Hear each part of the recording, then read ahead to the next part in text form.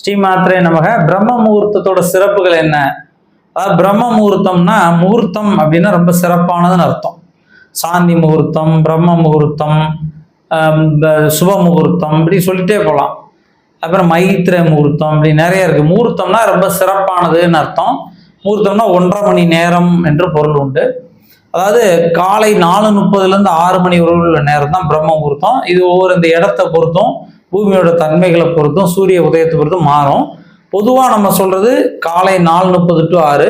இந்த 4:30 to 6 நம்ம தியானம் பண்ணாலோ, பிரார்த்தனைகள் செஞ்சாலோ, ஜபம் பண்ணாலோ பல மடங்கு பெருகும். மாணவர்கள், படிக்கக்கூடிய மாணவர்கள் இந்த பிரம்ம முகூர்த்த வேலையில 4:30 to 6 படிச்சாங்கன்னா அந்த படிச்சது அப்படியே மனசுல இருக்கும்.